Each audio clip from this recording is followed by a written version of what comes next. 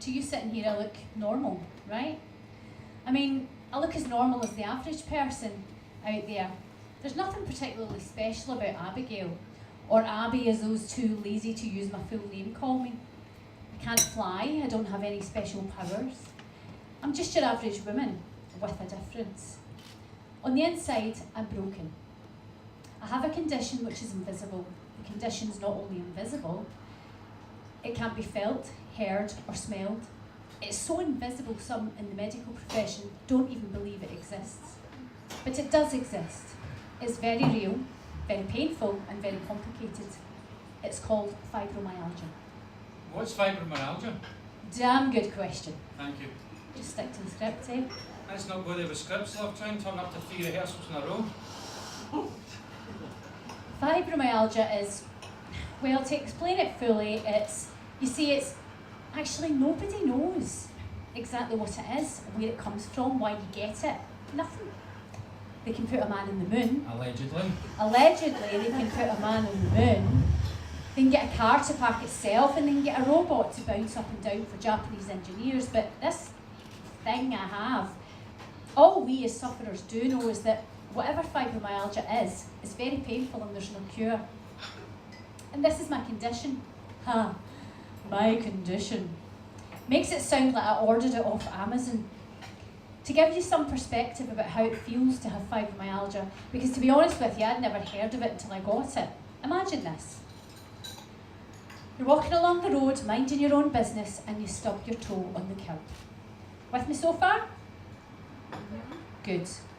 You hobble into a department store and look for a place to sit whilst you rest your foot and come to terms with the pain and humiliation of swearing out loud in front of the priest, who just happened to be passing at the time. You notice inside the department store there's a seating area, but it's 8 floors up. So you hobble into the elevator, but the doors close too fast, smashing into your shoulders, twisting your neck in the process. You fall inside the elevator, hitting your head off the back wall, smashing your face on the glass, causing severe lacerations. The elevator goes up to the 8th floor and you stumble out, crashing into the metal clothing stands, causing bruises the size of small countries. As you try to find your balance, a fly flies into your left eye and decides to take up residence and practice river dancing. You manage to stand up just long enough to hear the fire alarm going off, and pandemonium with the other shoppers sets in as you're pushed along with the crowd of manic customers. But they take you through the wrong doors and the flames engulf you, burning 80% of your body. You're now very toasted and blinded by the smoke and the little Irish fly, but your survival instinct kicks in and you feel your way for an exit. Instead, you find an open window. One step is all it takes, and you're hurtling out of the 8th floor window, heading like a bullet to the pavement below. You land with an almighty splat, but as luck would have it, although every bone in your body is shattered, you found the strength in your index finger to pull yourself towards the road. It's at this point when the marching band for the gay rights movement dance over your body while singing "Girls Just Wanna Have Fun." Well, that's how it feels to wake up in the morning. Don't even ask what the afternoons are like. To add insult to injury, because there are no visible indicators on the outside of your body, some so-called professionals think it's psychosomatic. It's all in her head! Here's how it all started. I just celebrated my 40th birthday and I was looking to start life all over again, because they say life begins at 40. Mind you, it's usually 39-year-olds who say that. Anyway, I'm driving home after the surprise party I organised for myself, thinking about how one day I might walk into Greg's and see Al Pacino standing behind the counter. Okay, what can I get you? I'd like a tuna crunch, please. You want a cup of coffee with that? No, just tuna crunch, please. Oh, come on. For 50 pence more, you can get a cup of coffee. What do you say? No, really, I think I'll just have the tuna crunch, thank you. Okay, 1 tuna crunch coming up for the pretty lady. Hey, this is my fantasy, and if Al Pacino wants to call me a pretty lady, that's how it is. Actually, I think I will have that coffee. Hoo-ha! Now you want a cup of coffee. 1 minute you say you don't want a cup of coffee, and then it's like, bam! I think I'll have a cup of coffee. I don't have time for this Mickey Mouse bullshit. It was also around about this time in my thoughts that I questioned why Al Pacino was working in Greg's the Baker's. Probably working on a roll. See, I'm kind of arty. I like to draw and paint, so my imagination was always a little out there. Like, I spend hours at night lying in bed, wondering things like, what made all the actors who played Batman think he had a deep, husky voice? I mean, he's a comic book hero, right? So nobody's ever heard him speak.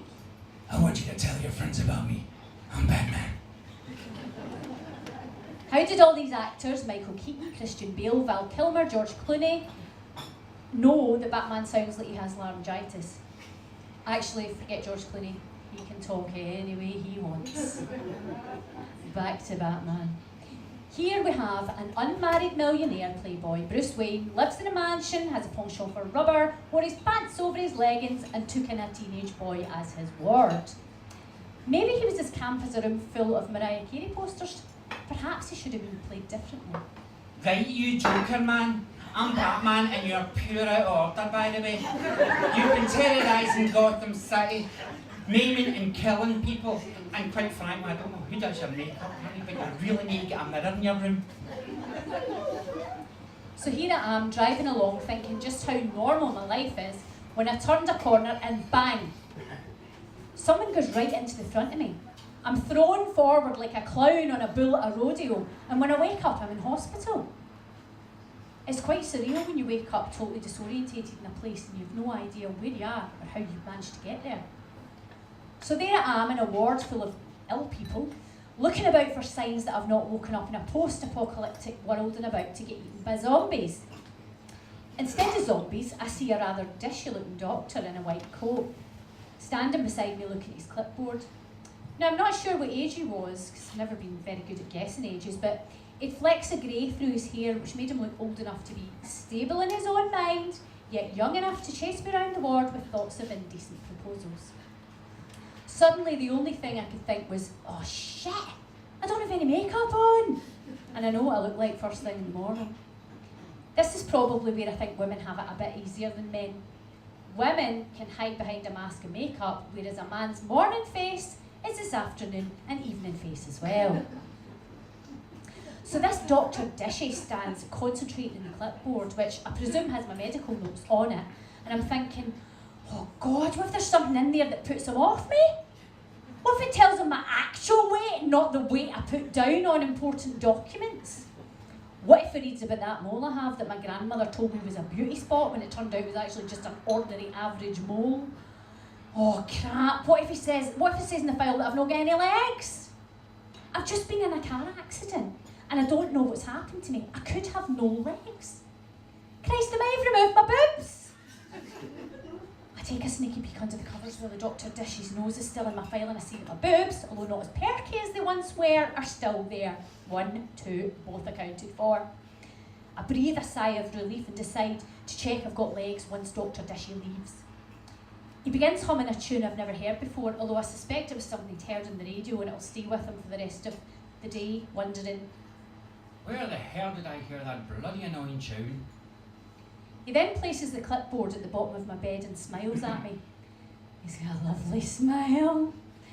One of those genuine smiles that would look really nice waking up to. I decide not to ask him to jump in beside me until I check to see if my legs are still where they were before the accident and not in a separate ward. Oh God, I hope I put clean pants on. Nothing too serious, Abigail.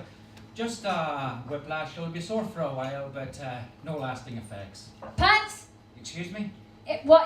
Sorry, my breath, panting. I'll get the nurse to give you something to relax you.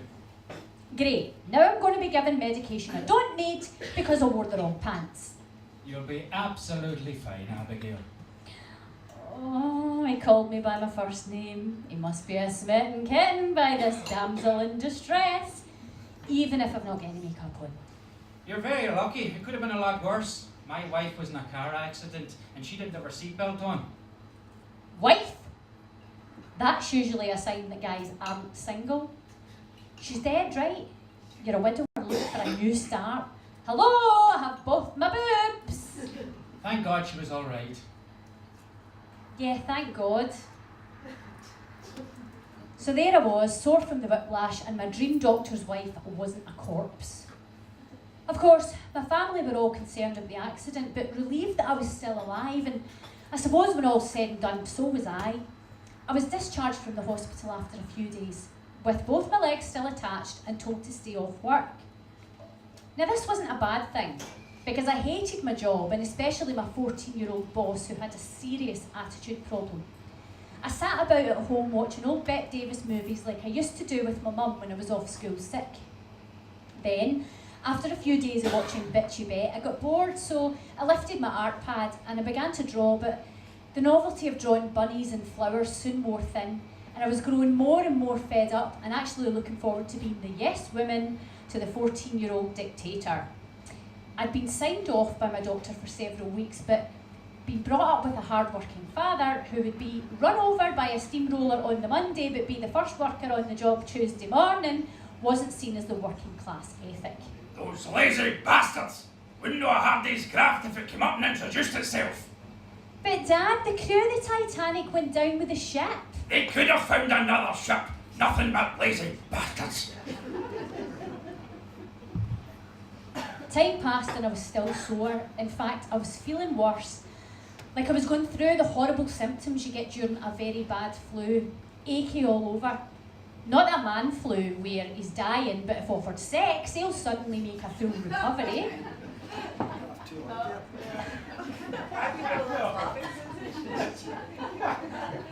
I mean the real flu you get when you want to cut off all your body parts and throw them away. I decided to visit my doctor, even if it was just to get something for this damn flu. Hello, Abby. What can I do for you? Well, doctor, I'm feeling like shit. And is that your professional diagnosis? Yes. What are your symptoms? I'm feeling very lethargic, sore, weak, basically like shit. Sounds like you might be coming down with something. Have you been feeling this way for a while? Yeah, but it feels like it's getting worse.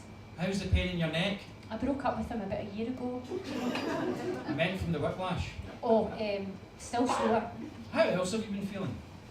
Well, apart from feeling like shit and depressed because Dr. Dish's wife hasn't got a headstone, pretty shitty. I'll give you a course of antibiotics and extend your sick line, and you can let me know how you're feeling in due course. Due course? Is that not what Jewish people study to become a rabbi? Anyway, after more weeks than I care to remember, I was worse. The pain I'd get in the morning when I woke up sometimes kept me from getting out from under the covers. It was getting too much and I was scared. Scared I might have something incurable and I would live out the rest of my time, however long that would be, degenerating into some kind of vegetative state. I could end up like Stephen Hawking, but a really stupid Stephen Hawking.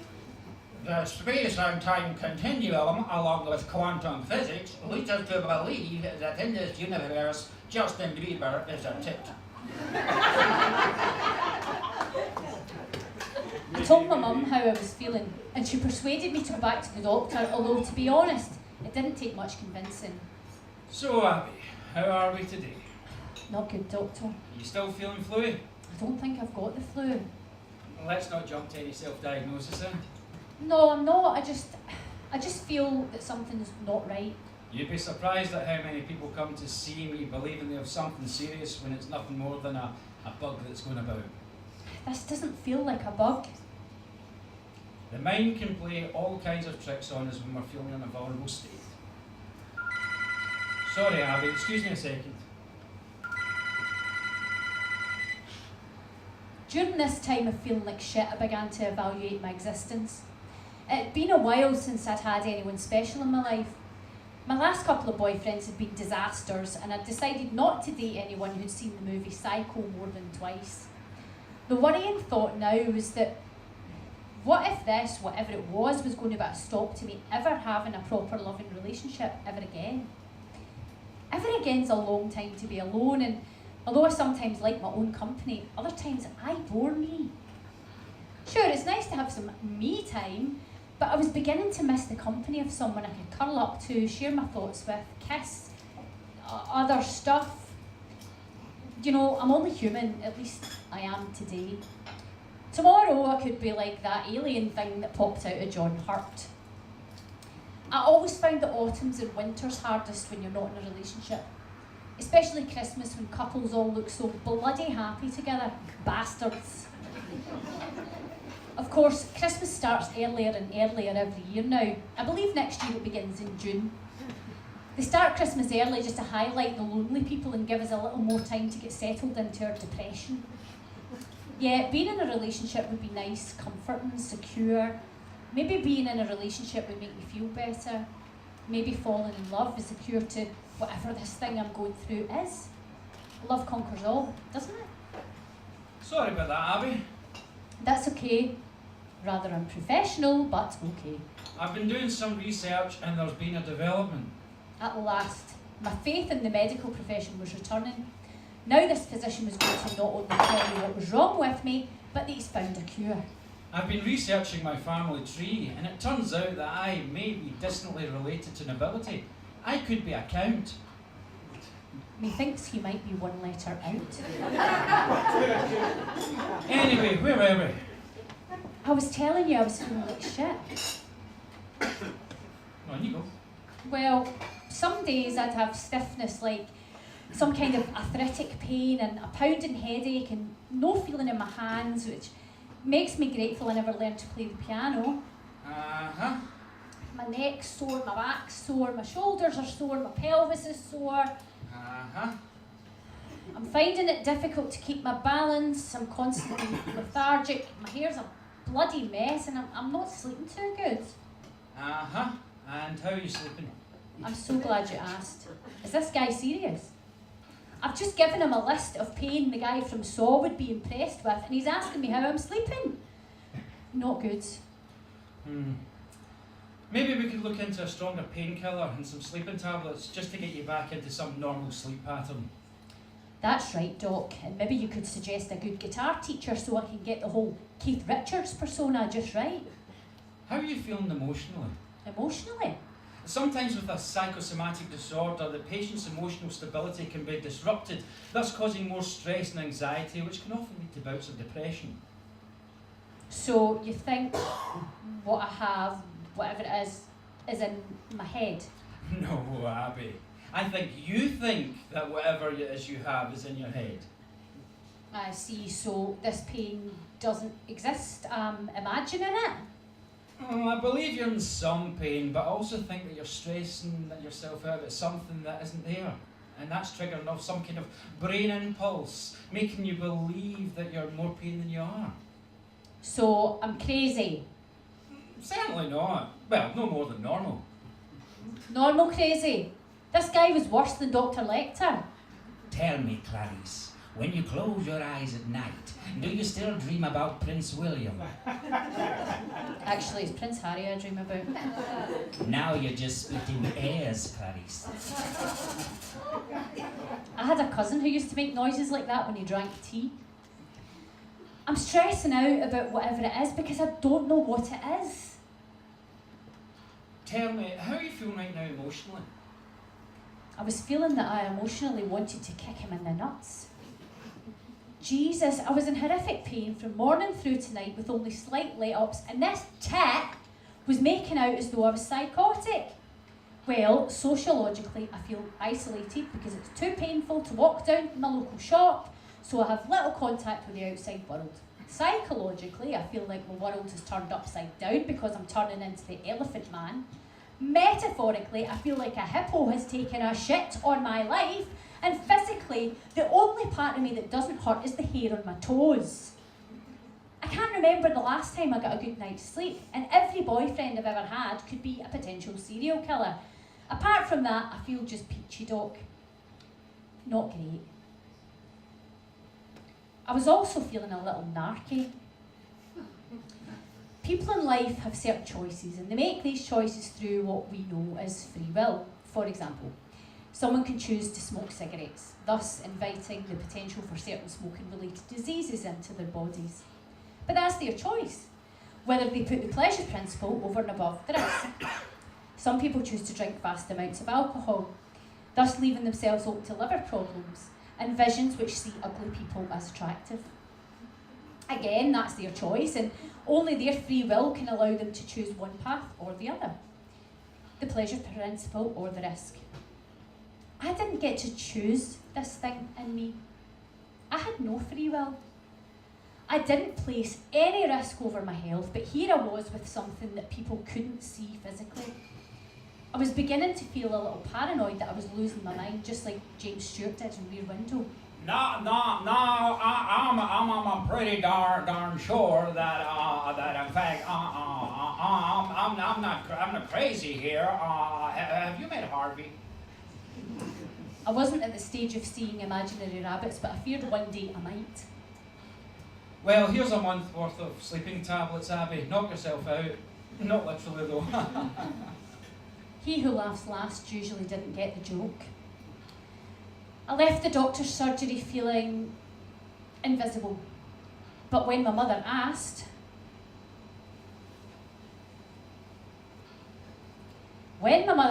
how it went, I just told her that they didn't suspect anything was wrong with me, but they were looking into it.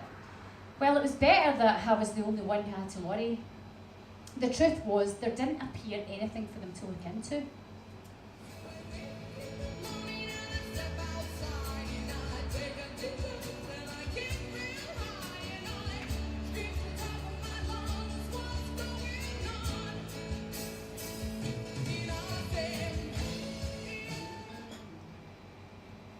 The pain seemed to steady itself to a constant chronic agony, and that was me having a good day. My doctor's line ran out and I had to phone my work to see if I could get any more time off, any holidays or even unpaid. That wasn't a call I was looking forward to making.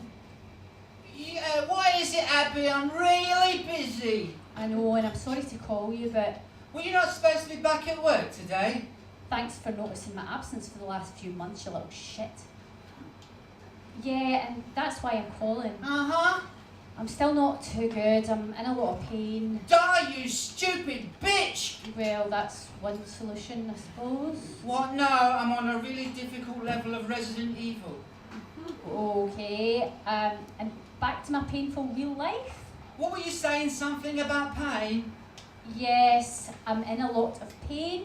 And have you been to the doctor? No, I went and got my hair done, then I had a Turkish bath and shopped for new pants.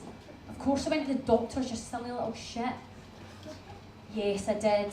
Well, we're pretty short-staffed here and I'm not allowed to work any more overtime because my mum won't let me. I appreciate that, but if I could just have a little more time, I mean, am I allowed any holidays? Holidays? You used up all your holidays when you broke up with your last boyfriend and you were having a nervous breakdown. I never had a breakdown, I just had to move out of his flat because his new girlfriend was standing outside waiting to move in. No holidays left. Maybe you should think about getting a job more suited to your pain. Yeah, I'll become an assassin and hunt you down, you little bastard.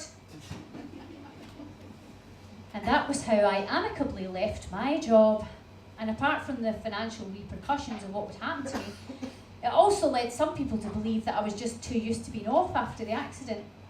But I was desperate to return to work, return to normal. Now I was being labelled as lazy. I was far from lazy, I was in serious pain. I went back to the doctor. How are we today, Abby? We might be doing something to help us if it was affecting we. Worse. You know, you have to give the antibiotics time to work. But this pain it's not something I can explain. And that was the sad fact of the case. I couldn't explain what was happening to me. But the one thing I did know was that whatever was happening to my body, it wasn't the damn flu. I decided to seek professional scientific advice, so I consulted Google. I put my symptoms into the search bar and it came up with everything from osteoarthritis to bursitis, from tendinitis to achy breaky heart. Then I saw a word I'd never seen before, fibromyalgia.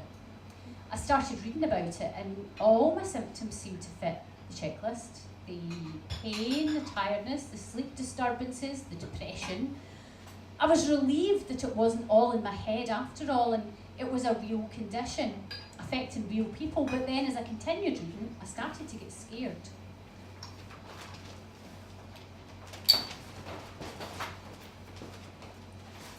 All right, chaps. As of 1800 hours at Central Base Command in the library, and gathering information from our sources at Google under the careful supervision of a librarian known as Brenda, we have located the objective, which we will now be known as codename Fibromyalgia. Our covert undercover operatives have pinpointed that this is a top secret condition which affects different parts of the body and affects different patients various ways. To locate the symptoms of codename Fibromyalgia, there must be tender points here, here, and here. It is understood that we are unaware of the cause, and the chaps over at Intelligence have been doing their damnedest to counterattack this blasted body invasion. But as of yet, there is no cure. Tally-pip, chaps. No cure. No cure. But there has to be a cure. I mean, if I have a headache, I take an aspirin and then the headache goes away. The aspirin's the cure. There must be a cure. Mustn't there? After all, the body's an amazing healer. Yes, there had to be a cure. But not according to any specialist who has ever researched fibromyalgia. There are therapies to ease the pain, but no cure. No cure. I've had many disappointments in my life previously, like the time I watched the Tom Hanks movie Philadelphia and there was only one mention of cheese in the whole film. But no cure. This was devastating. For the next few days I thought about nothing else but the fact that I had something which had no cure. I mean, Jesus, if I'd gotten some sexually transmitted disease, at least I'd have a fighting chance guessing the lousy sod who gave me it. But this was a mystery, an unsolvable mystery. How could I have gotten this? Did I catch it somewhere, like some kind of airborne disease? Where did it happen? Was it from my work? Was it my 14-year-old boss? He looked like a carrier. When did it happen? Has this been in my body dormant for years? Some researchers believe that it could be genetic. Which one was it, mum or dad? Neither of them have it. Shit, I must have been adopted. Why wouldn't they tell me I was adopted? Were my real parents fugitives from the law, or unmarried multi-millionaires with social status to lose, but I was born out of wedlock? Oh my God! I could be related to somebody in Al-Qaeda? Well, I do like korma. No, that would also make me a triad and a member of the mafia. I had so many unanswered questions, and like the typical woman who gets the bit between her teeth, I had to find out more, but now I had a name for my pain. It was time to dig up more information on the evil Mr. Fibromyalgia. So armed with this 12-letter word, I went back to the doctor. Hello again, Abby. Hello, doctor. You're looking better. That's why I'm here. I see.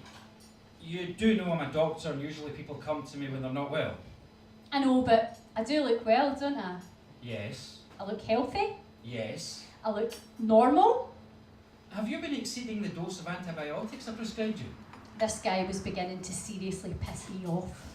I know you've been through a lot since the accident, but... And suddenly, in those words from the mouth of a moron, everything started falling into place. It must have been something to do with the accident. It was only after the accident that I began feeling this way. I'm a genius. I'm Miss Marple. But much younger and without the old lady smell. How about you tell me why you're here? Ever since the accident, I've been feeling worse than I've ever felt before, and I did a bit of research on my symptoms. Have you indeed? Yeah. You've spoken to a specialist? Yeah, kind of. You looked your symptoms up on Google, didn't you? Yes.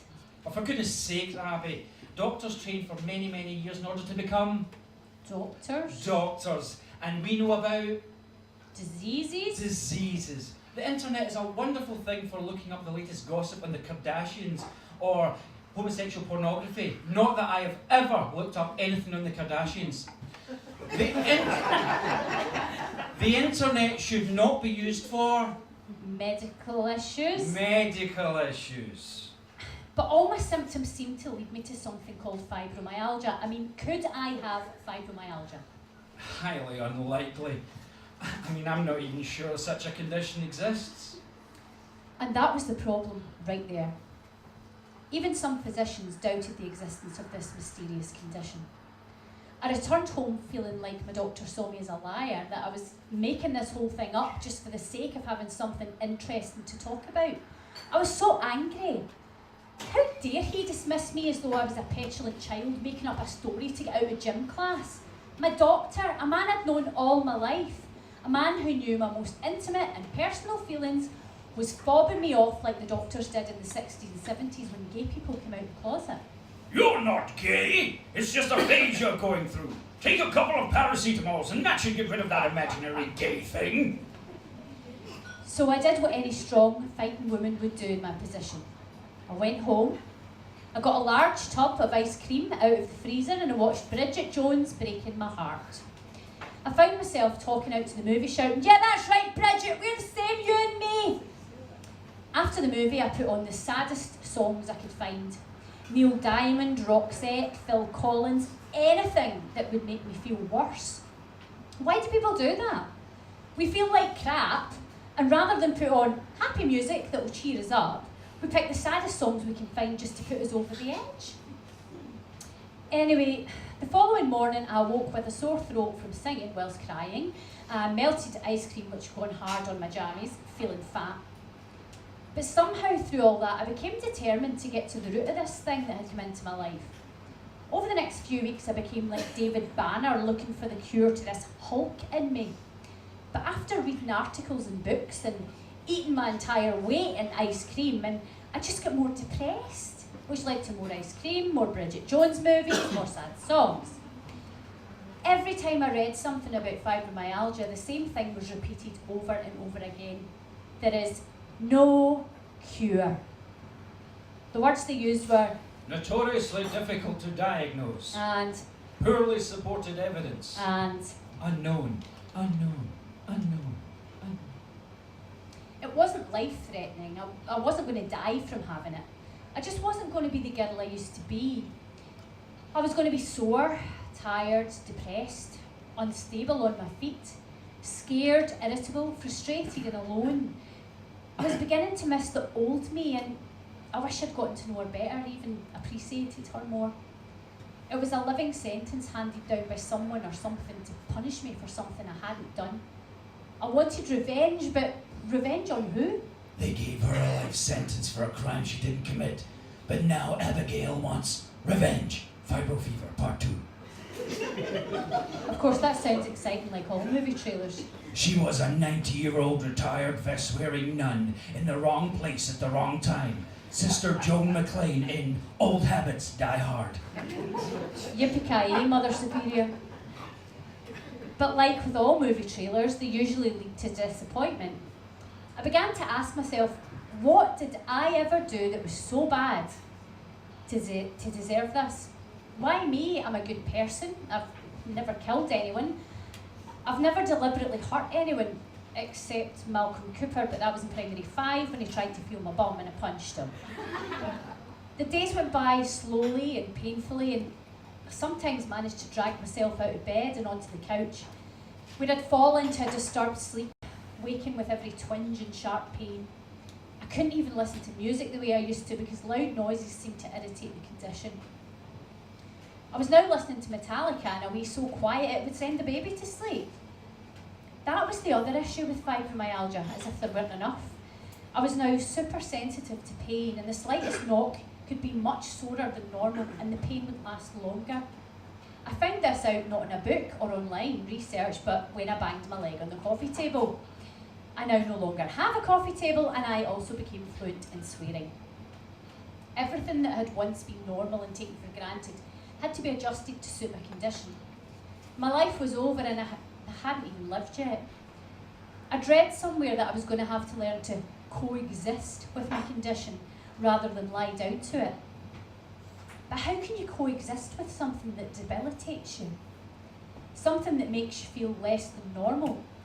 That's probably how Harvey Weinstein's wife felt. I didn't want to coexist with fibromyalgia. I wanted to coexist with a handsome prince in a castle with a nice kitchen and matching plates. And as the days turned into weeks and the weeks turned into months, my family decided they'd had enough of me doing nothing, and I was ordered to go back to the doctor and demand that he refer me to a rheumatologist. I did. He did.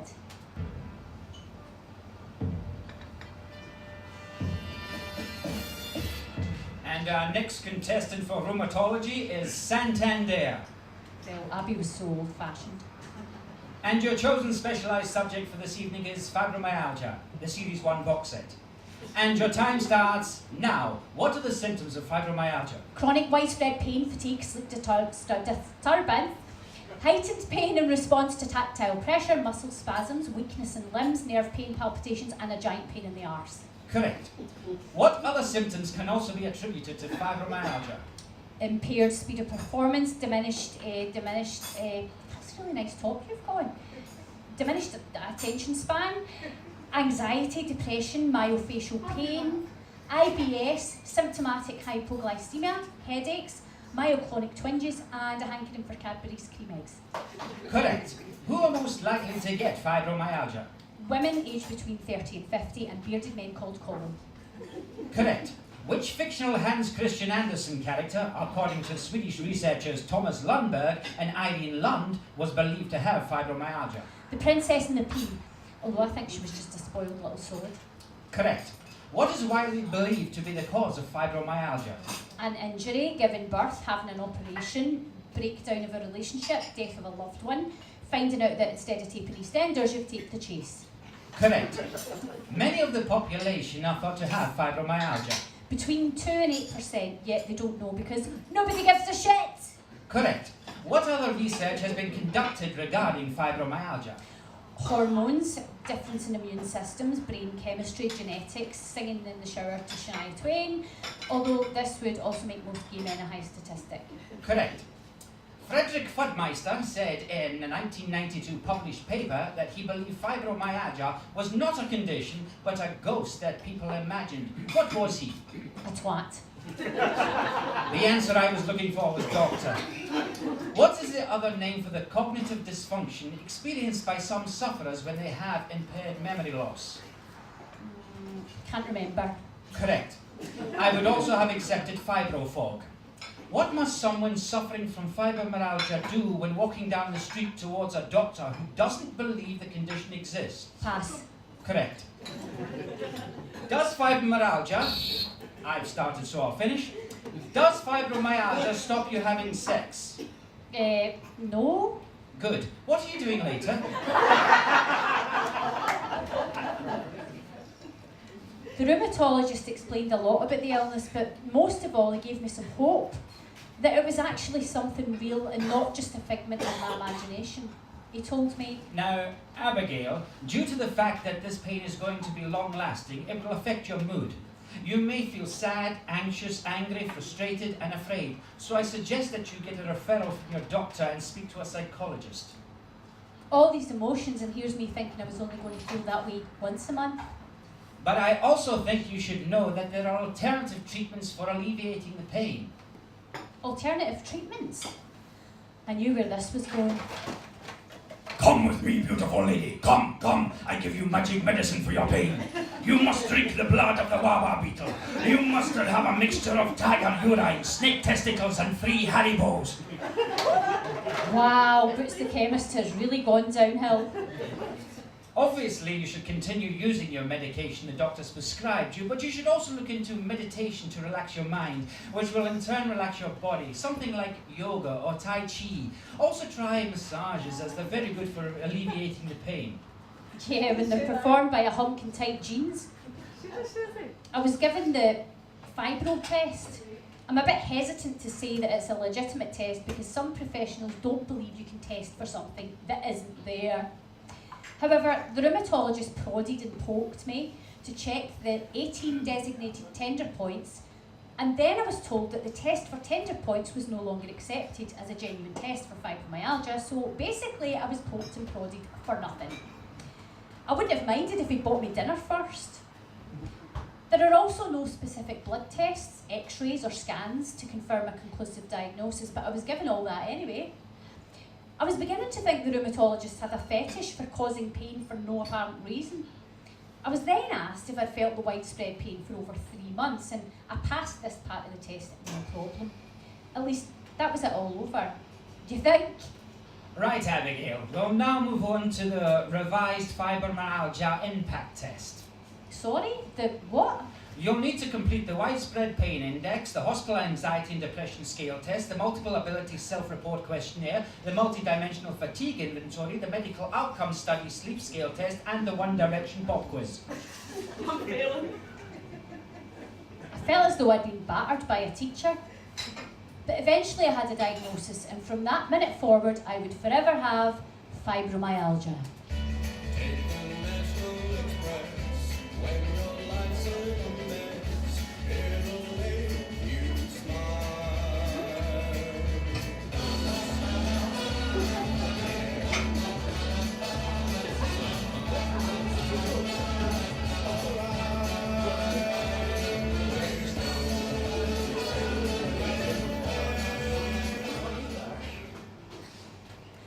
Coming to terms with a life-changing condition isn't easy, and to be completely honest, nobody ever does. I was continually in a lot of pain, and although I had friends and family around me, I was going through this on my own. I was also getting more irritable when they would say, Try and ignore the pain, Abby. try to ignore the pain? Jesus Christ, how can you ignore something that's always there haunting you? If I want to ignore something that sickens me, I'll turn off Ant and Dec. I know my friends and family meant well, but I was getting sick and tired of people stating the bloody obvious. If I could ignore it, it wouldn't be a problem.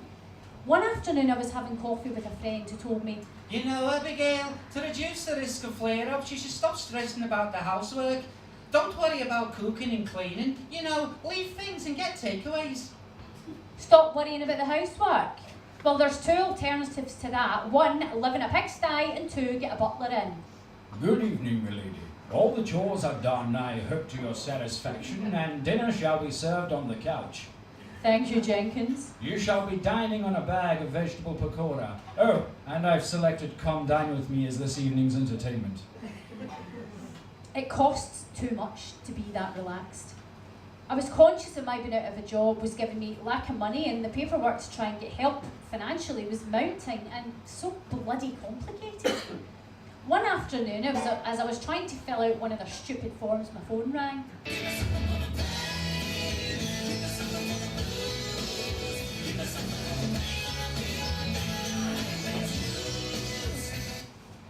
Did you really expect me to have any other ringtone? Good afternoon, is that Abby? Yes? Super!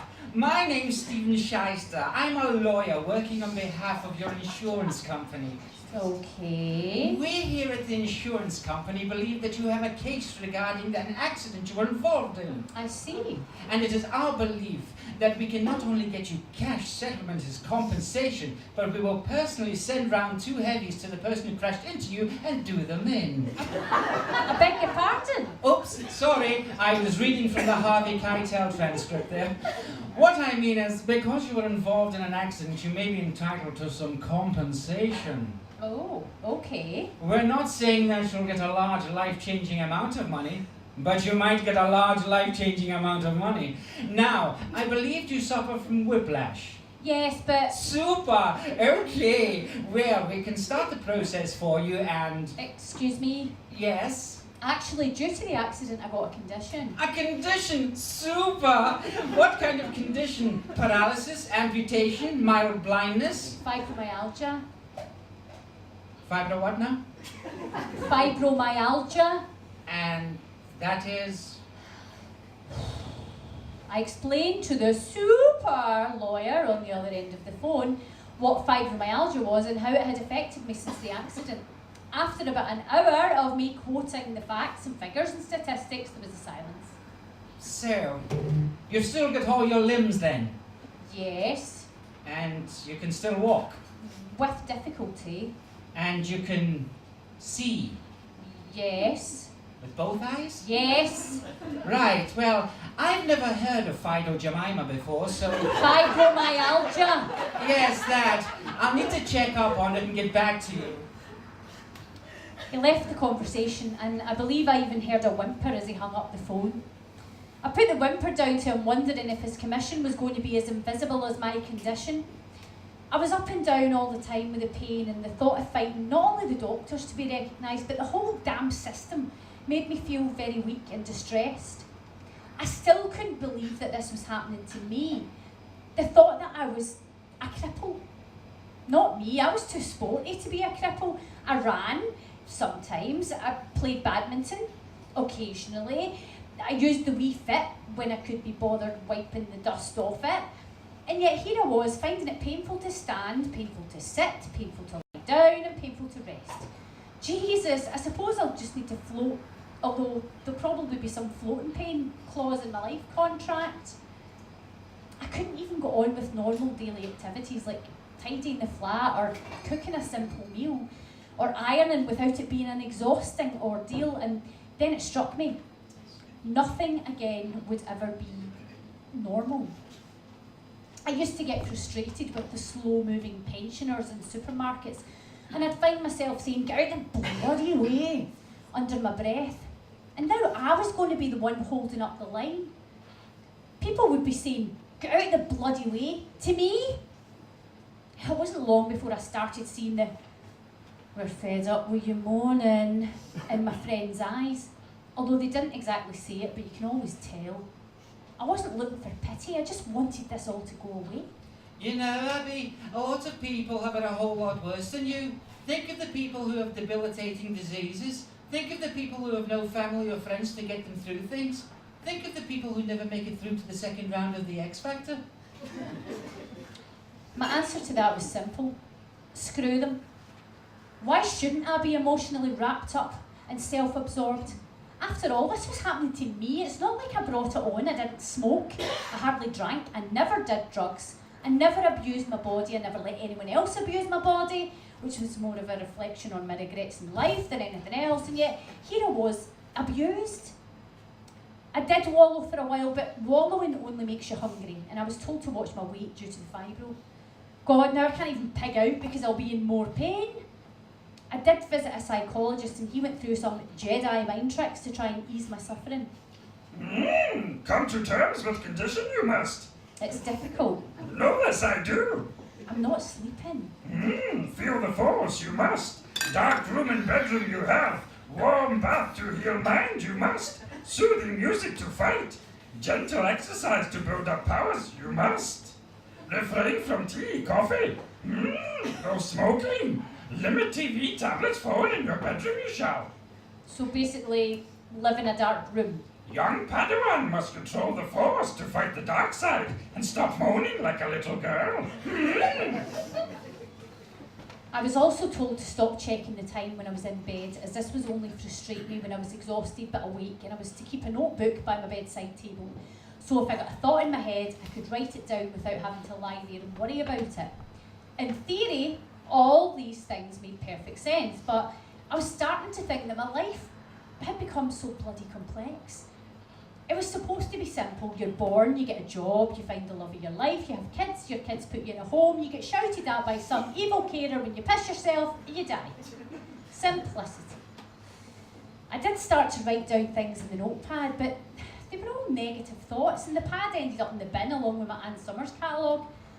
Those days of dressing like a nurse were gone now for sure. The Jedi psychiatrist convinced me to put a board in the kitchen like a timetable of normality. At first I jotted down things on the board like Go shopping, tidy house, do ironing, make dinner, date Brad Pitt, put on lottery. Then that changed to Get up, go to couch for nap, eat crisps, go for a nap, go to toilet, have nap, get crabbit, go for a nap, watch TV, have nap, eat a bar of chocolate, go for a nap, phone mum, go to bed. I was living the life of a hobbit. Not a hobbit that goes on an adventure, one of the lazy hobbits who did sod all during the day. I turned into Crabbity Baggins of the Shire. Master Crabbity Baggins of the Shire, I, Gandalf the Grey, have chosen you for a rather big adventure. You will travel through perilous dangers and locate the One Ring. Oh, fuck off, Gandalf. You will go on this adventure and locate the One Ring. How about I take your magic wand and make it vanish up your one ring? You should be ashamed of yourself, you old pervert. Big old beardy man like you trying to pick up wee hobbits. You will be sorry you crossed the might of Gandalf. And that elf swore he was over 210 years old. I'd sit on the couch and focus on having no pain, pretending I was back to being a normal girl. Sometimes I got close, whilst other times there was no way any pretending was going to shut out the pain. I was stressing out that everything was taking so long to get sorted financially. I'd spoken to countless people on the phone who always seemed to be the wrong department for dealing with me, and I was chasing my tail with no results. I had to drive, which was no longer pleasant, from my doctors to the unemployment agency, to the psychologist, to this building, to that building. Nobody knew what they were doing with me, and meanwhile, my life was hitting the ground. I bet the famous people, like Morgan Freeman, Sinead O'Connor, Lady Gaga, and Florence Nightingale, who all suffer from fibromyalgia, never had to go through any of this crap. I'm pretty sure Morgan Freeman didn't get to fill out a Z9528XJ form filled out by the Dr. Doom to get his money. When Abby came to Shawshank Job Centre, I knew she was going to find it difficult to get her money. It would only be a matter of time until she would crack like the whip on the back of a midget. Every day there would be a letter through my front door explaining what piece of paper I had to get signed by which specialist and what report to get from which doctor in order for the government to make me a statistic. I'd worked all my life and never claimed a penny from any authority, and now that I was asking for a little bit of help, it was as though they all thought I was at it. I wanted to work, but it was impossible. All the while I'm thinking, okay, I've been diagnosed, but what were these specialists doing to help me alleviate pain? Why wasn't I being informed of any research into finding a cure? I hadn't heard any news of a cure, and you always hear about successes, so things must be all quiet on the fibro front. I imagined that many, many years into the future, when I was long dead, some 4-year-old genius with a test tube and an iPad will stumble upon a cure for fibromyalgia, and then perhaps someone will remember me. God, remember that girl Abigail? You remember the moaning one with the nice rack? Well, she could have been cured because some 4-year-old with a test tube and an iPad found a cure for fibromyalgia. What a shame. Anyway, let's go to the cinema and see Need for Speed 104. I heard it's totally different from the previous 103. It was taking so bloody long for the wonderful system to sort me out with a pittance, which wouldn't be anywhere near what I would get if I was an addict or a scammer. The problem they had was they just couldn't put me into a bracket that suited their pro forma, and rather than being a specific statistic, I was a specific problem. I imagined the guy sitting trying to work my file out at his desk.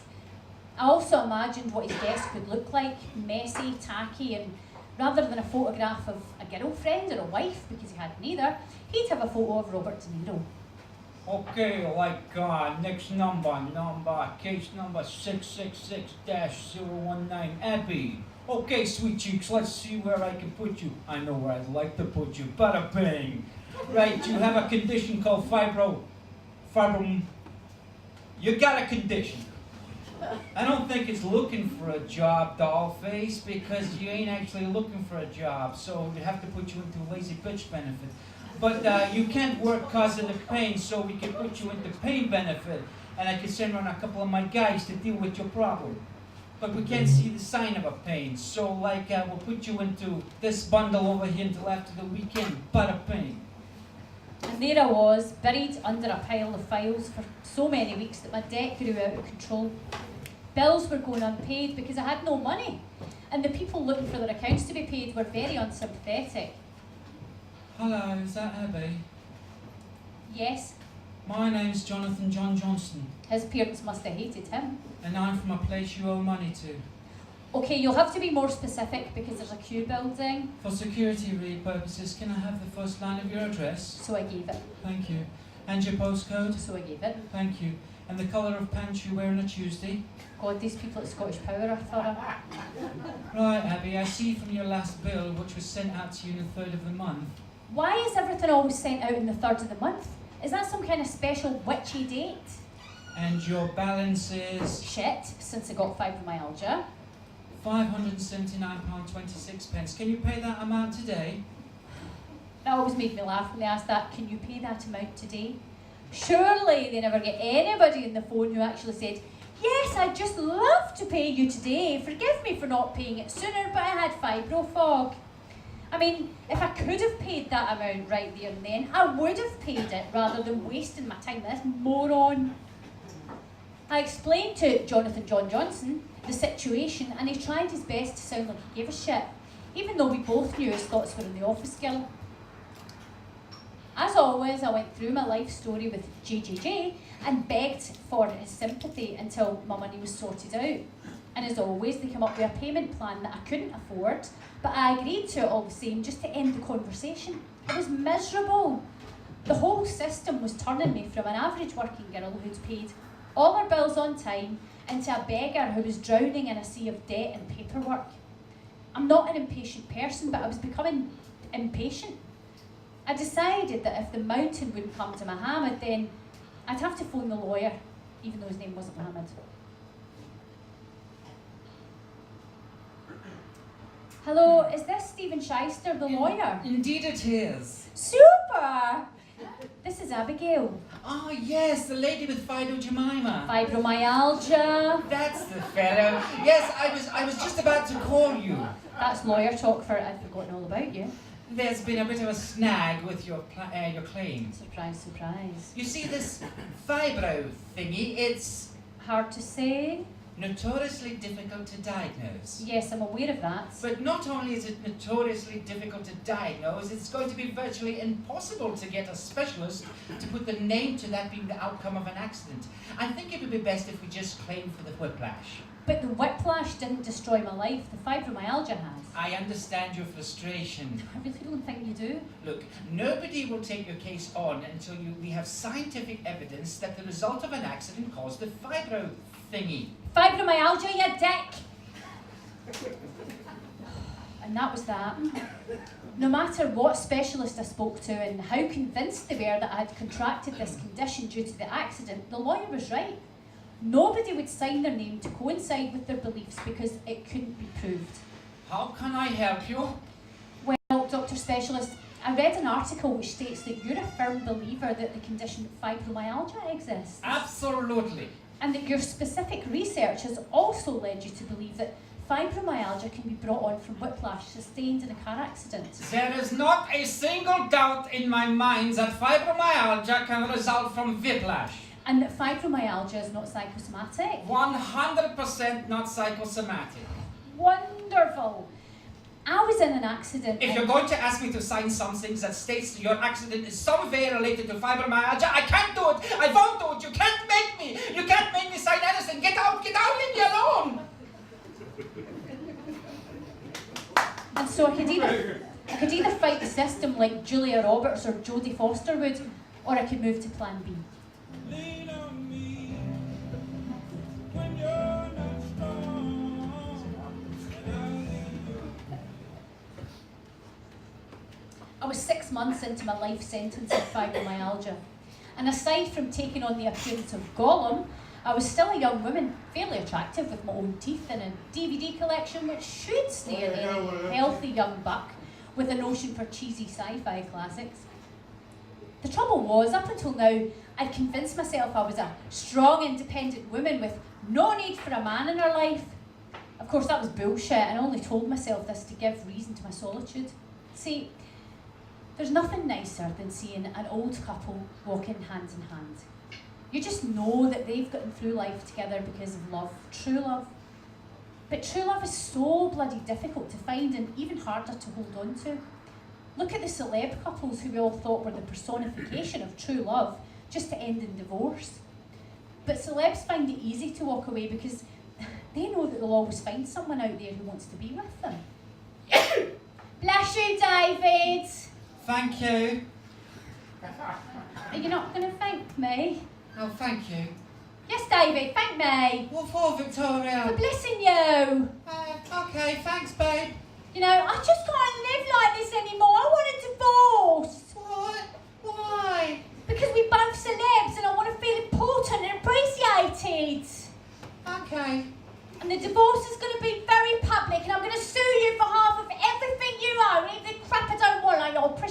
rugby boots, David. They're football boots, Victoria. Stop with the emotional torture, David! Is Alex Ferguson here?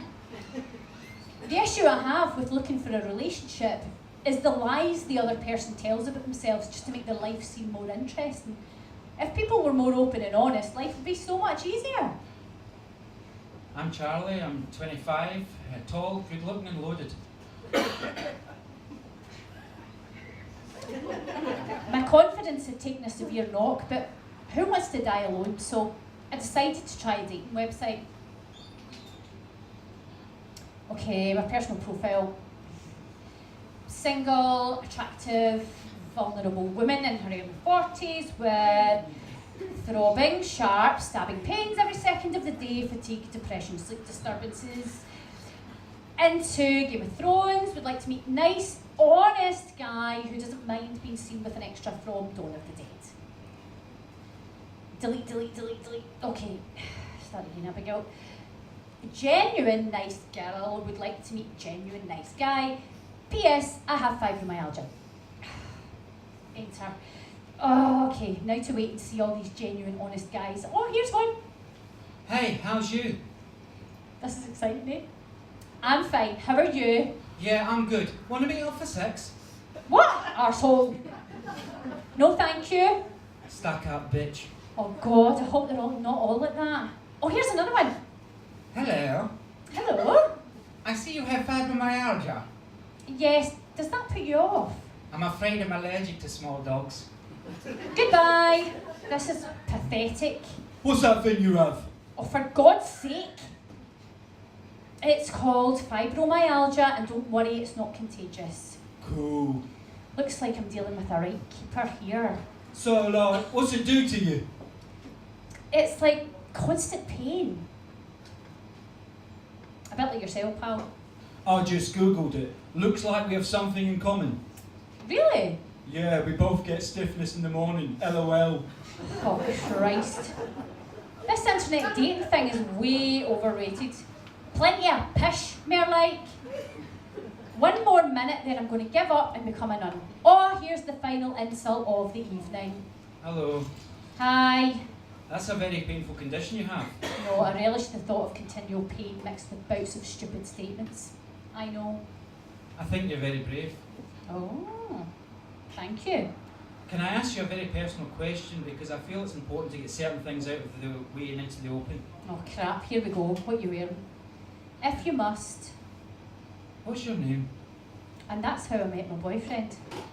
We chatted online for ages and ages, and it was like I was talking to my best friend. He called me his beautiful girl, and I called him my handsome nugget. He was the most romantic, caring, wonderful, supportive man in the whole world.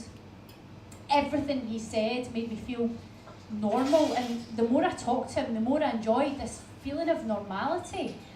We met up for coffee and chatted like we'd known each other forever and a day. We both shared similar interests, although he liked classical music and I liked the Killers. We talked about how modern life was crap and how well suited we would have been living in the 1800s when people sent letters and actually spoke to each other. We'd laugh and kid each other on, and suddenly the pain didn't seem quite so debilitating as it once did. It was still there, but pushed further back in the queue whilst we talked. He made me feel secure and cared for, like I was special in his life, and he was slowly becoming special in mine. After 3 weeks of us chatting and meeting up for coffee, he said, I think I'm falling in love with you. so I dumped him. Well, after 3 weeks, come on, I've done digestion longer, one nugget. To be perfectly honest with you, I get scared that he'd get fed up with me being like this all the time and he'd leave me. It was easier to get rid of the emotional attachment now rather than further down the line should my feelings evolve. Then a few days later, I got a letter in the mail. My darling Abigail, I'm not good at writing letters, but this was the only way I could put my true feelings out there without you interrupting, of course. I cannot apologise enough for rushing things and opening my big mouth when I should have taken it slowly. I sometimes feel useless that I cannot take away your pain, and I only wish I could. Since you came into my life, you have inspired me to feel that it's okay to wake up every morning, and I don't want to lose you. I promised I would be there for you, and I will. I miss you. Forgive me. The letter continued for about another 18 pages. cried when I read it. No, that's a lie, I didn't cry. I broke my heart. I couldn't believe this nugget was being so open and honest with me, sharing his true feelings, wanting so desperately to be with me. I felt special, still very scared, and I can't even begin to describe the heartfelt emotion in the words he wrote. I called him and he sounded nervous. Then, just like it never happened, we went back to being with each other, and it was wonderful. He was so romantic and daft and silly and thoughtful and passionate and everything. He once booked us into a restaurant under the name Mr. and Mrs. Nougat. I laughed so hard it hurt, literally. Sadly, I was having a bad day, we had to cancel the meal, but he said, It's okay, we have the rest of our lives to go out. It's not alright, I don't want to feel like I'm letting you down when you've arranged something so nice. You could never let me down, I like you. And I like you, you nugget, but it frustrates me that we can't just be like a normal couple and plan anything. That just makes us all the more special when you feel good and we can go out. But it's not good for you. Look, when people are in a relationship, they take all their days with each other for granted. But with us, it's different. I look on every good day you have as important, so we make the most of it. And then when you're feeling bad, we can lie back, snuggle up with each other, and remember all the better days together. It would have been easier if he'd been a complete bastard, but he wasn't. He was far from it. He was saying all the right things, just to the wrong person. So I dumped him. Then a couple of days later, we spoke on the phone and sorted things out. But a few days after that, I was feeling particularly down, and he was continually asking me if I was all right. I said yes, and then he'd carry on chatting like everything was normal. Then suddenly he'd go quiet and softly ask if I was all right. It was like he thought I was made of glass, and if he went too long without asking me how I was, I would shatter. This just highlighted the condition for me. So I dumped him. And a few days later, we sorted things out. It got to the point where I'd have had a full-blown argument with him even before I dialed his number. And yet, the more I hurt him, the harder he tried to love me. The truth was, he was innocent in all this, but so was I. It was the fibromyalgia, along with the side ordering of depression, put these doubts in my head about us, not me. In my head, we were perfect together. Both of us knew the exact amount of water to make the perfect pot noodle. And when I made him laugh, or his smile was worth more than all the money in the world. I was just dissecting the relationship, looking for faults that weren't there, and any small problems could have easily been fixed with a few nice words and a kiss. It's like a magic trick. If you see how it's done, the magic disappears, so it's best not to examine it too closely. Only one of us needed to go through my pain, and it wasn't him. Suffice to say, we sorted things out, and he did more and more for me. When my back or my neck was sore, he'd massage me for hours. In fact, he did more reading up on fibromyalgia than I ever did, and although this was such a kind, considerate thing to do, I felt he was always looking for a cure that didn't exist. You know how there's no visible signs of fibromyalgia? So perhaps it's like a loose electrical wire in the brain, and all we have to do is... Find an electrician? I'm not a broken toaster. I can't be put into a shop where an old man wearing a brown overall will fix me. I was going to say find a neurological specialist. Just leave it be. I'm sorry. I suppose he was just trying to fix his broken girlfriend or shelter me from pain, but I was broken and that was that. Like everyone said, there's no cure. I once told him that I wish he'd known me when I was a real woman, and that really got to him. I felt he deserved more, and the more he tried to convince me I was the one for him, the more I pushed him away. They say if you continually beat a dog, one day it will run away, so I dumped him. Days went by without any contact, and I knew his overactive imagination would have him sitting wondering what was happening. Has she met someone else? Has an old flame returned? Has she finally decided to let me go? Has she finally returned to the mothership? Of course, none of that was the case. I sat wondering if he was thinking about me, knowing fine well he would be. When I closed my eyes, I could see him sitting at his computer playing solitaire over and over again, breaking his heart. I knew that by me wondering if he was thinking about me, I was inadvertently thinking about him. I felt like shit, not just because I dumped him for the millionth time, but because I was actually really missing the nugget. Was I testing him? Why couldn't I just accept that he really did love me? I know he would have been good for me emotionally and all the rest. In fact, I was beginning to believe he might be the one. I was falling in love with him, and that scared me. So then I had to ask myself, Abby, when the hell did perfect become not good enough? I was always one for getting dressed up for nights out, but now even the thought of high heels was a strict no-no. And wearing trainers with a nice dress, well, just defeats the purpose. The truth was, I just wasn't feeling like a woman at all, but that was one thing about him. He always said I looked beautiful, even when I couldn't be bothered putting makeup on. One time I really pushed the boat out and got some sexy underwear. I then wore just a raincoat over it, like Ellen Barkin did for Al Pacino in Sea of Love, and I went to his house. Thank God I wasn't pulled over by the police, or I'd never have been able to explain that to my dad. So let me get this right. You've been arrested Yes, Dad. for wearing a raincoat, Yes, Dad. but it's not raining. I know, Dad.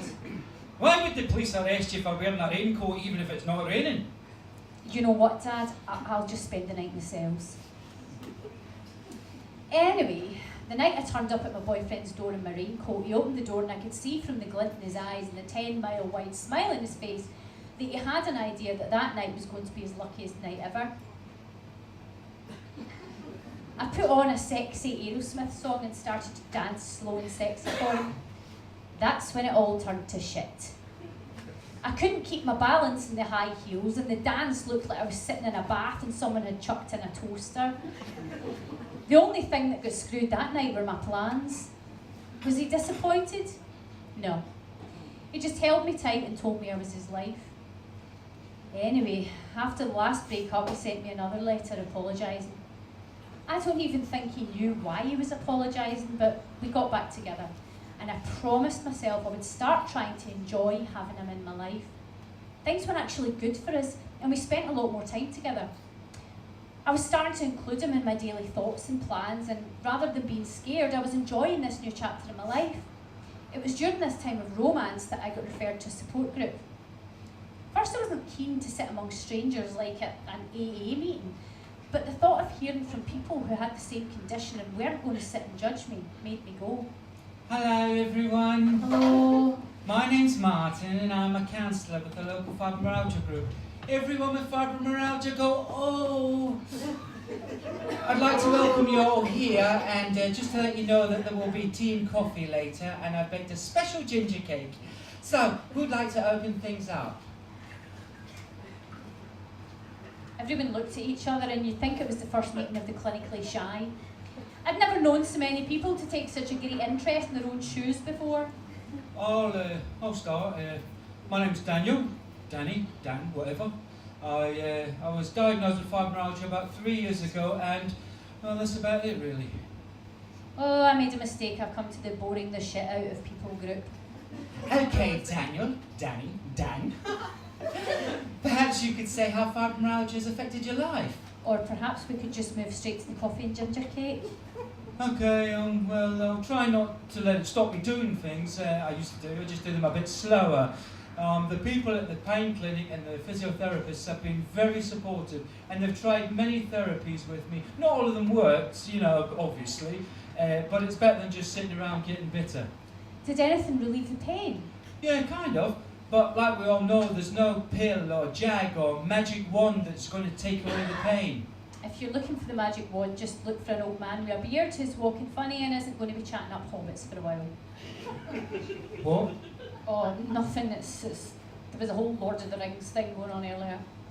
Oh. Anyway, doing mild exercises helps, although it does hurt a bit.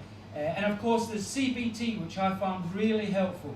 What's CBT? Cognitive behavioural therapy. It's like talking about the best way to deal with life as a sufferer and getting your brain to motivate yourself through the bad days and enjoying the good. Daniel Danny Dan actually made some sense.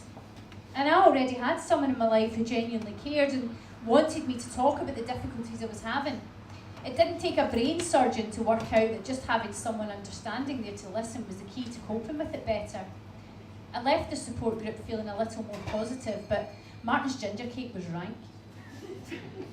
I called my boyfriend and told him to come over as I was going to cook him a special dinner. I could hear in his voice that he was overjoyed with my positive attitude, but after shopping for the dinner and then the cooking of it, I was exhausted and sore. I then started getting angry with myself because I couldn't just go on with a stupid little simple dinner without it being such a big drama. So much so that when he arrived, I just wanted to lie on the couch and sleep. Yet again, the nugget was understanding and sat with me, stroking my hair as I dipped in and out of an uncomfortable sleep. I must have only been asleep for about an hour or so, but when I woke, he'd cleared up, washed up, tidied up and alphabetised my DVDs. I hadn't even fed him. I didn't want to wake you. I'm so sorry I fell asleep on you. It's alright. You're so understanding. Yeah, I'm a great guy. In fact, I'll probably be the one changing nappies and getting up for feeds. What? Babies. Babies! Abigail, I was only... It hurts when I fart, so how the fuck am I going to fire out a baby? So I should leave. So I dumped him. I couldn't believe that just as I was beginning to feel a little normal, he brought up something that made me realise I wasn't. Technically speaking, there's no evidence to suggest that people suffering from fibromyalgia can't have a healthy, normal pregnancy, especially women. But it was just another thought of normality I wasn't ready to deal with.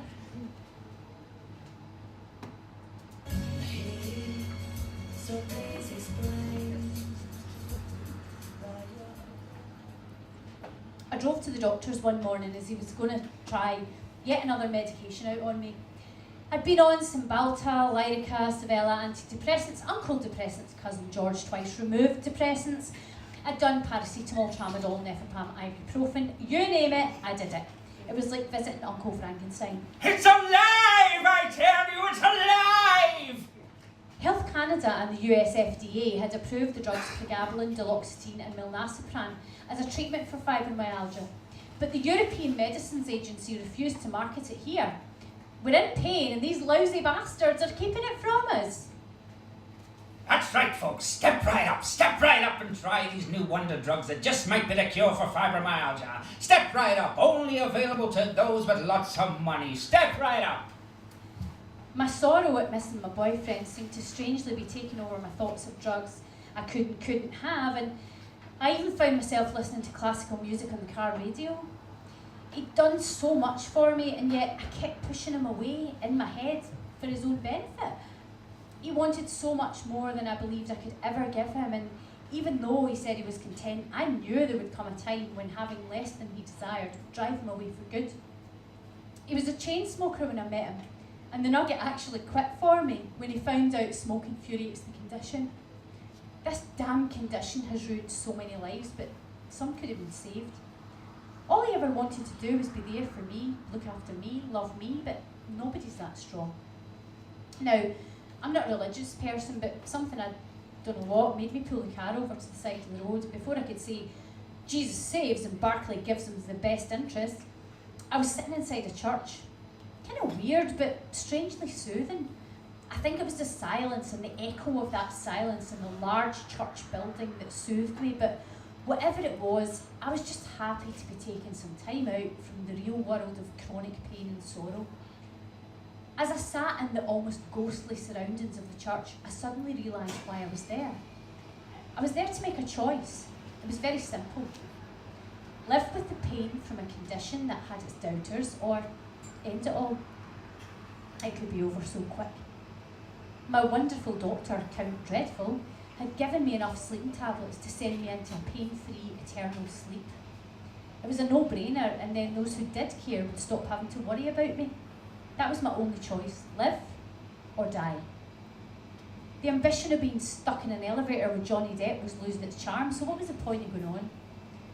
Then, that very minute, that very second, I realised just how fragile life was when left in the hands of someone who just stops giving a shit about it. Here I was in the house of God, and I wasn't asking him to cure me. I wasn't asking him to make the people of Europe embrace the drugs that America and Canada were hopeful about. I wasn't asking him for anything but a few minutes to sit and think. After all, I had my choice to make. And the Lord spoke to me and told me that you, child, are in pain. Yes, I am Mr. Preacher Man who seems to be drowning in a stereotypical caricature of himself. And do you know what the Lord said unto me? That he thought you were Billy Graham and wants to know where all the money you collected for him went. The Lord said unto me, tell this child that it is only the fight that makes us realize how strong we are. It is only the tears that show us what happiness was like. And it is only what we do in our life that is remembered in our death. The Lord seemeth to talketh in cliches. Yet, the more I thought about it, the more I realised just how negative I'd been. Everything was bad and nothing was good, but amongst the bad, things had been good. Better than good. I was still breathing, and as long as I was breathing, I was fighting. My first fight, though, would have to come from within. I'd had a relationship with a man who loved me with all his heart, and I was breaking him on the inside. Oh God, what have I done? And at that moment, as I looked around the church, I realised I hadn't found God. I'd found the old Abigail. I left the church and sat in the car flicking through the numbers on my phone, hoping I hadn't deleted Nugget's number in a fit of stubbornness. That's something I did previously and then regretted it as soon as I pressed delete.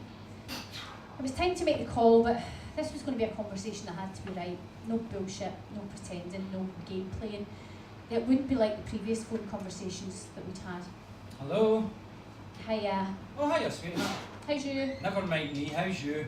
I do mind how you are. You're so sweet. Listen, if you're feeling up to it, and only if you're feeling up to it, we could go to the Halloween party at my sister's. That sounds like fun. But only if you're feeling up to it. I'll be okay. But if you're not, it's no big deal. I'll be okay. Okay, great. Well, I'll call her and tell her. Yeah, what are you going to dress up as? I don't know, maybe Mozart or Beethoven. Oh, if I went as Mozart, you could go as Constanze. Yeah, that's not going to happen because I don't even know who Constanze is. Mozart's wife. So, what are you going to dress up as? I was thinking about Wonder Woman. Oh God, yeah, that's good. That's a really good choice. But the 1980s Wonder Woman, not the new one. Yeah, I think I'll go as Wonder Woman, and then maybe you could go as another superhero like Batman or Superman or... Hello? What? You were thinking about me in a Wonder Woman costume, weren't you? Yes. No, it wasn't going to be a fun, flirty conversation like that. We would listen to each other and then, like a mature couple, we'd work it out together. But what if I'm too late? We haven't spoken to each other in over a week now. What if he's moved on? What if he's met another woman who can walk and dance and run and feel no pain and be chased around the bedroom? Hi Abigail. Look, I'm sorry, but I've met someone who can walk and dance and run and feel no pain and be chased around the bedroom. In fact, she's also impervious to bullets and flies an invisible plane. Fucking Wonder Woman. Maybe I'd really hurt him that last time I dumped him. Wait a minute. Everyone in life goes through hurt. Man up, you wimpy nugget. No, wait. What if he's now relieved that I'm not in his life? What if the reality of being with someone with my condition has sunk in? Before, no matter how much I pushed him away, he'd always come back. Did I really believe that one day I'd open my door and he wouldn't be standing there? No calls, no texts, no letters. As long as I controlled whether he was in my life or not, he would want to be there. But as soon as I lost that control, i.e. fell in love with him, my happiness would be in his control. Oh my God, I'm a control freak! Hello, Abigail! Now you listen to me, lady. I'm not going to let you dismiss me every time you have a bad day. You hear me? Remember how that doctor made you feel in scene 1? Like you were unimportant, invisible? I'm not going to spend the rest of my life trying to convince you that I won't leave you because of that bloody fibromyalgia, and I will not justify my feelings anymore to you. Do you understand me? That was brave. Not really. I ran out of credit just after I said hello, Abigail. What a nugget!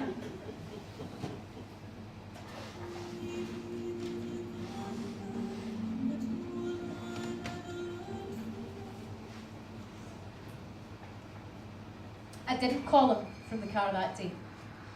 Instead, I went to see my psychologist for a chat. Maybe he could shine some light on my screwed up life. It's not an easy thing to come to terms with, Abigail, but believe me, you're doing well. I don't feel like I'm doing well. You're beginning a new, difficult life, but it's still a life.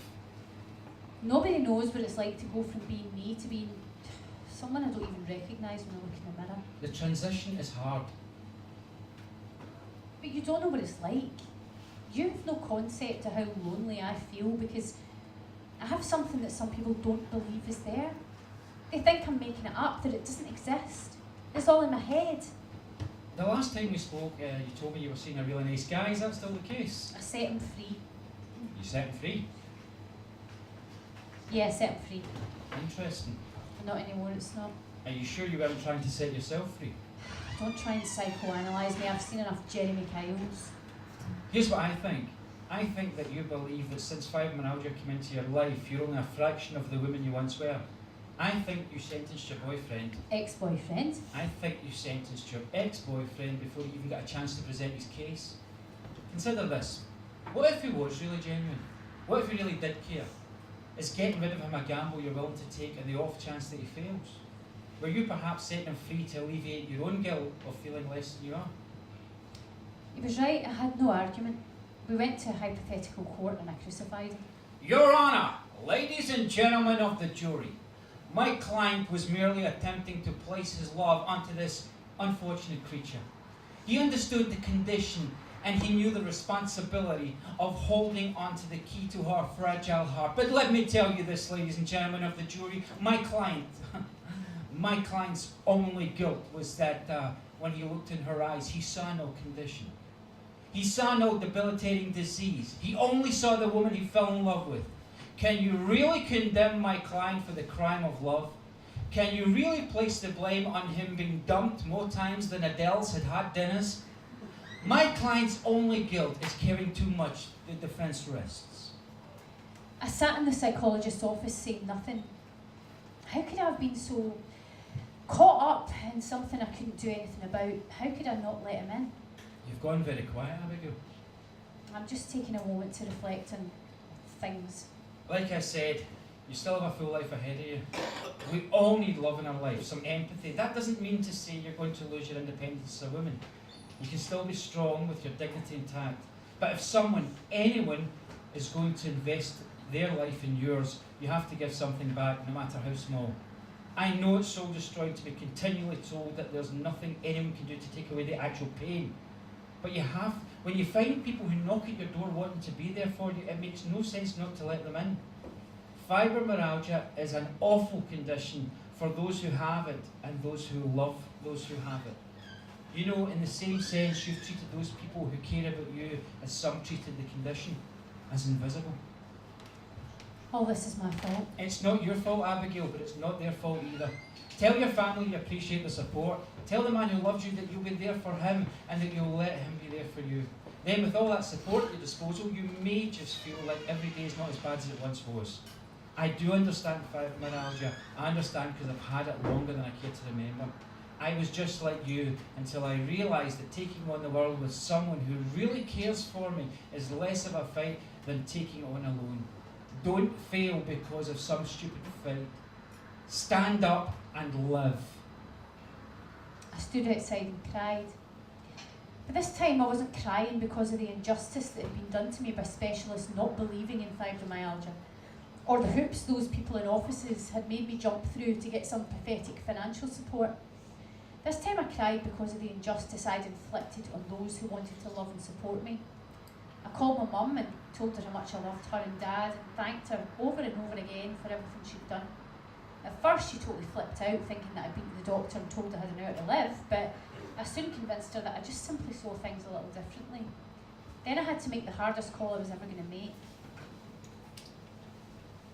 Hello? Abigail, Yeah, it's me. are you okay? Here's me trying to find the courage to admit I wanted him back, and yet again this nugget was concerned for my health. I'm fine. I'm sorry. I miss you. I love you. For how long this time? Forever and a day. I love you too, sweetheart. I'm so sorry. You don't have to be sorry, I understand. I understand a few things myself. Let's just get through this together. Together. And together we began to have fun, laugh, talk and live.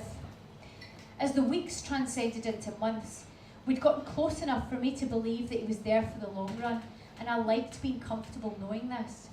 He became my distraction therapy, my best friend, my everything. Insurance companies continue to screw things up. I'm still suffering with pain and I will until they find a cure, but the difference is I'm not suffering alone. I'm also more positive that one day they will find a cure. Recently, a new brain scan proved scientifically what fibromyalgia sufferers have been telling the medical community for years, that there exists a pain. It is real. Half the battle has been won. The Japanese, the Chinese, the Israelis, the US, Canada and even the UK are looking into cures for this condition. New drugs have come to the forefront and it's only a matter of time before they hit on the right one. There was the thought that pramipexole and ropinirole was close as tests resulted in some improvement. But there were side effects when people got addicted to the all-day breakfast in Morrison's. Many specialists still argue that the condition is psychosomatic or doesn't exist at all, but they're all scientifically known as dickheads. The good guys, though, are looking into studies of cause, and in particular the growth hormone, higher plasma cortisol, dysfunctions in the thyroid gland, abnormalities in the autonomic nervous system, and non-celiac gluten sensitivity, to name but a few. There is a future medication they're working on called Xyrem, a sodium oxybate, and they're confident. Now, so am I. My boyfriend and I spent New Year's Eve at his sister's house. There was a karaoke and he got up to sing a song.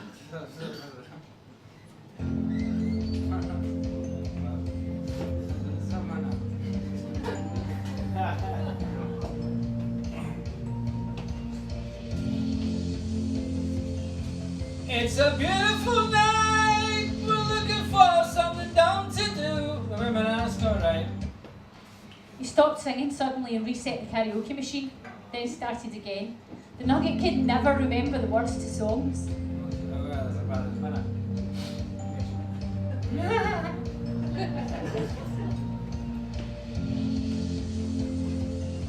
It's a beautiful night, we're looking for something dumb to do. Oh man, that's still not right. Threw my eyes in the air. Just got on with it, you embarrassing nugget. Then he did. This thing.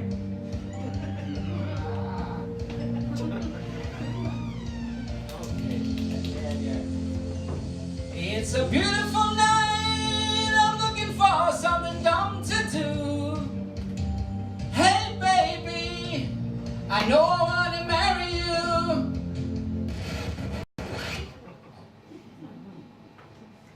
He brought out a small box and opened it to show a beautiful ring. Everyone looked at us and I was totally shocked. I couldn't believe this nugget was proposing to me.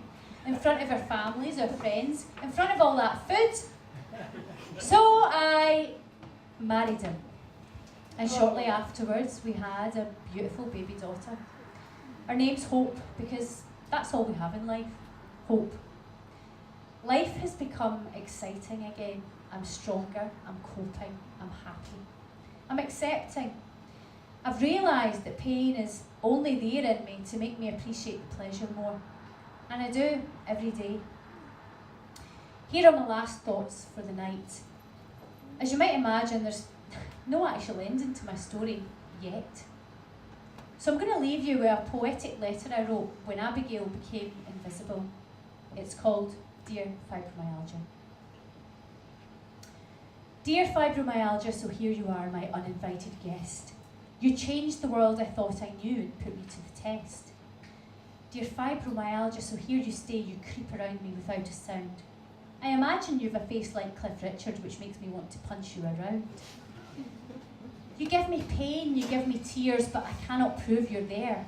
You broke me on the inside, so show yourself, I dare. Some of us can't get out of bed, some of us can't get in. Some don't know where the evening ends and the morning does begin.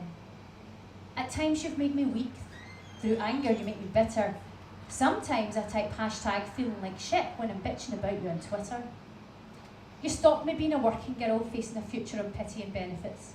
Facing outsiders that can't understand and filling out DWP forms for tits. There's no rhyme nor reason, no prejudice to those you hurt. But now you picked on Lady Gaga, perhaps the media will dig up some dirt. Fibromyalgia, you stole my confidence, you've stripped me of my pride.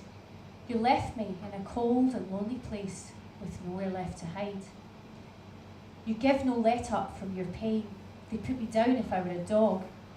My car keys now have a life of their own. It's either a ghost or fibrofog. You're invisible, yet it's me who can't be seen, a pyjama-wearing walking dead. But believing is not always seeing, and I know you're not just in my head.